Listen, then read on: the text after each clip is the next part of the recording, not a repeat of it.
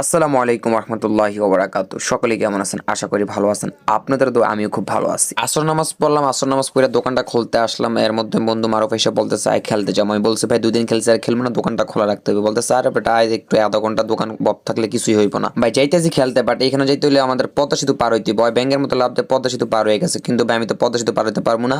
আমি যমুনা সেতুর কাজ দিয়ে গেলাম যাতে একটু ছোটখাটো হয়, যাতে লাভ দিয়ে চলে যেতে পারি আমি। তারপর ওর কাছে মোবাইলটা দিলাম, দিয়ে বললাম বন্ধু মোবাইলটা ধর, আমি লাভ দিয়ে তুই একটু ভিডিও কর। তারপর আমিও দিলাম ভাই লাভ, যেহেতু আমার যমুনা সেতু ছিল একটু কম ছিল আর বন্ধুর কাছে দিয়েছি ভিডিও করতে হয় কি আমার ভিডিও করলো না, পদ্মা সেতু ভিডিও করলো না, যমুনা সেতু ভিডিও করলো, আমি কিছু বুঝতেছিলাম না। এটা নিয়ে গবেষণা করতে করতে তারপর হাঁটতে স্যার বলতেছিলাম মারুফ ওই দিন কত ভাই আমি খেলতে গেছিলাম, দেখছি যে একটা পোলা হচ্ছে যে পায়ের মধ্যে ব্যথা হয়েছে। ভাই আমি যেই ভয়ে যাই না খেলতে ওইটাই আমার সামনে হয়েছে। মানে আমাদের এলাকার মধ্যে একটা ছেলে এই মাঠের মধ্যে খেলতে চাই, হচ্ছে পায়ের মধ্যে এমন তাহলে ব্যথা পেয়েছে ভাই, এখন ও লাঠি বট দিয়ে হাঁটতে হয়। ব্যথা পাওয়ার পর ওর যে আমি জিজ্ঞেস করতেছি তুই যে পাড়া ফুলে গেল এবং তুই যে ব্যথা পাইছিস এরপর তোর অনুভূতিটা কি, ও আমার বলতেছে ও মা গো ভাই কি ব্যথা করতেছে।